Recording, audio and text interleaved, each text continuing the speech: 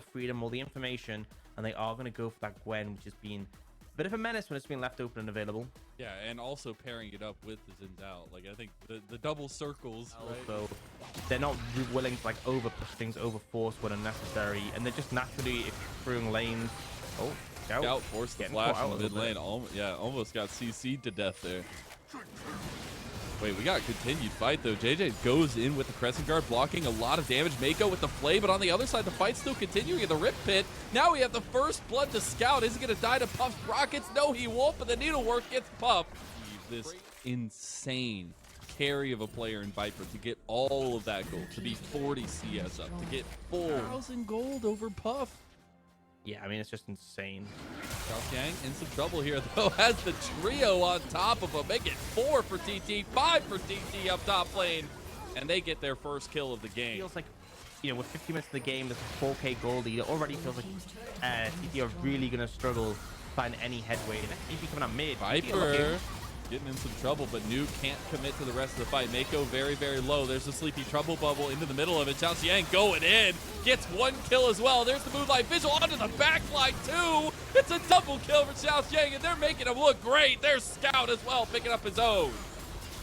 We see TT look for an opportunity. They get onto Viper and get him pretty low, but you don't kill him, and that's the critical thing. EDG able to turn it around extremely swiftly, and they are unrelenting. 3 quick kills at the back of that. They don't lose a single person, and now they're looking to take down this mid-tier 1. They're just continuing their lead.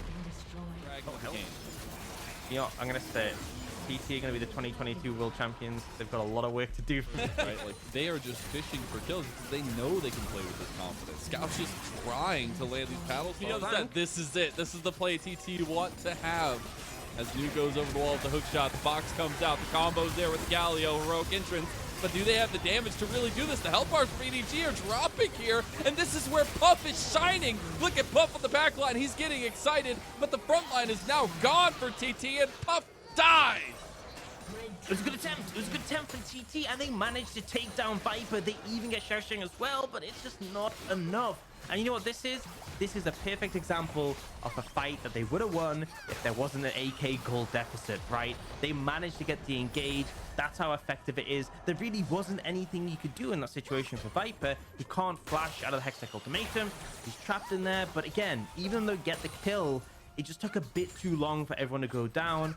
You see Puff get the reset, but he's still not doing that much damage at this point of the game. Now EDG are just kind of going for the throat here. Frigid.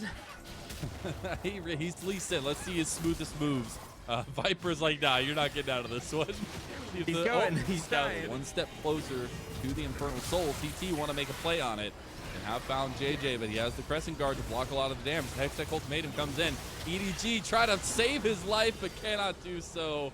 And TT find their mark. A good window, honestly, because a critical thing there was that the recalls were a little bit disjointed, and so we saw Viper ended up going back to base. And that's why EDG backed off there. They're like, right, we don't have Viper. We don't want to rush into this, because that's probably our biggest opportunity to throw the game, is going for a 4v5 without a Fed effect. Yeah, what were you saying? I'll let you finish. Yeah, that's why EDG. Oh no, they're just still in the base. I was gonna try to find something, but EDG just don't want to let go. They want to finish this night quickly and get home to their new houses, except for maybe Xiaoxiang. But it's EDG continuously pressuring here, and it might be a little bit of an overextension, but Mako says, nah, we going into fight, and Viper follows him with Scout. All they need is the 2 damage dealers, Ox, and apparently they're just going to get everything they came for. The in-hit goes down. Yeah, I mean, they are just relentless at this point. And again, Scout, he's fishing. A lot of damage to Southwind. They've got a wave coming in bot that's stacked up, and it's just going to be harassment from a distance. Scout is taking a fair bit of damage, but it's just not nearly enough. And now it's TT's last defense. Yeah, you got ultis aplenty for EDG. Get 1 last engage, and immediately Southwind is blown out of the water. Xiaoxiang going forward as well. The bodies are still there for EDG. Meanwhile, TT might not be able to say the same. The first Nexus tower did fall. We'll see this after this team fight, this AoE. Puff has the rockets going. He's got the lethal oh, nope, doesn't matter. Scout obliterates him. The last pieces will fall for TT, and the world champions of EDG will take game 1 of this best of 3.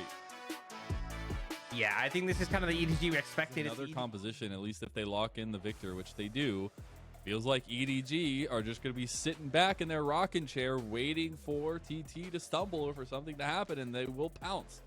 And Level one because they don't have the play to follow up, but just the fact you have double ranged into, I mean, I guess Thresh is technically ranged, but he's kind of like half range. They are right? hard fighting for this level 2 right now, and Puff my. misuses the cleanse, also has the flash. The ignite was burned. Southwind is in some trouble, and first blood to Viper. Want to say that again? Are you sure? Because JJ is like, nah, I decided I wanted Wolf for dinner here tonight, apparently. He is about to take a 2v1, though, as the Predator got popped by Captain. This is an overextension from JJ, and he dies. They went for that vision sweep, and also because you know, they had Frigid available, whereas JJ needs to reset and go topside. They're able to pick up the dragon. Disrespect that. Viper playing very aggressive on this Aphelios. Getting a 1v1 on the top side. Xiaoxiang going against New. New taking a lot of damage there as well. Needlework still available. Will be pulled the trigger of. New getting lower, but the rogue entrance beautifully timed. The Needlework misses for Xiaoxiang. Does he get away? Captain is still here. Captain getting really low. Has the Predator. It's so close, and Captain gets the kill. Meanwhile, Puff caught out on the bot side. Viper claims his life, and the Viper strikes again. EDG. Yeah, a little closer. Gonna get a ton of gold here. Oh, I thought they were going to get it with the full charge. But okay, taking a little extra shots there, but almost gets decimated by Viper. The Dragon is secured by TT after it all. Yeah, and he's just going to pick up the second tower.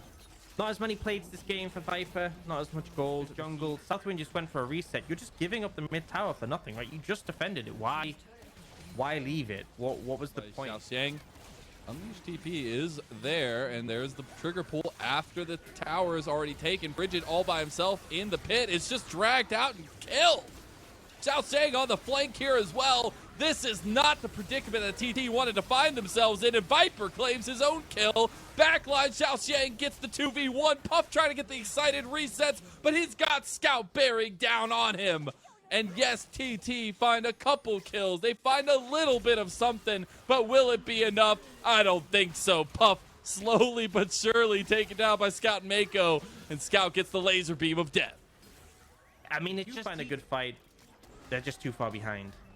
Yeah, and it's so difficult to play back from these kind of moments, right? Like, you see where Puff is like, okay, if I can just get the kill on Xiaoxiang, like, I can reset, I can get my excited, I can go into the rest of the fight. Turns around, his team is no longer there. And EDG are knocking on the door yet again of bot lane. They might look for something here, actually. EDG, they're executing it. They got the heroic entrance on top of it. The AoE is down. Scout is dead. And you've got some decent damage from Puff, who's just trying to lay in some rockets. But look at JJ, who's just sitting behind him. It's like a rock between a hard place, and Puff is going down. 4 members strong of EDG surviving at Southwind. The only member of TT, okay, make it 3 EDG members. Southwind is able to take down JJ. Just had to cast a curse for me right there, but TT are in dire straits. You can buy defensive items and still have more damage items than your opponent. It's the rich man's stopwatch. Now, I mean, that's the thing, right? Puff hasn't even finished his second item. Viper has 3 plus a crit cloak. Yeah, it's a bit rough, and you insane. do have Xiaoxiang in the top side split pushing as well, so it's a 4-1 setup for EDG with the Baron minions aplenty. Now they're kind of splitting between the two, but Viper is sure to get that inhib tower. I'll start working on the inhib potentially. One more auto attack from that cannon. Now Xiaoxiang gets the engage onto him. There goes the Galio Camille combo. Xiaoxiang dies, and it's a 4v5 now. JJ just kind of waiting there to not take the tower shots, but New does not die. Viper goes in for the Moonlight Vigil, but does not hit it. They are playing hyphy right now, Ox. Oh my god, Southwind just went melee range to block the ultimate, tanked it, allowed his teammates to escape. And that's the thing, right? Viper doesn't have Infinity Edge. He's not doing quite as much damage as if he had that item. He's still doing a lot of watch, right? I was kind of waiting to see, because obviously the scoreboard dropped away to see if he had this makes things a lot more difficult to approach for the side of TT. And hey, TT get their first objective on the map in terms of towers, but they lose the fight in the base, and Captain is recalling now, just trying to get in there. TP'd behind them for the flank, but is not going to be able to complete it, and EDG is just going to finish the game before Captain can get anywhere close to his teammates. This is a monster performance from EDG, and the world champions are looking just strong again. Last pieces fall for TT, and it's going to be a quick 2-0 for EDG as they take down Captain, the last remaining member, and all TT got was one tower and a couple kills. Business as usual.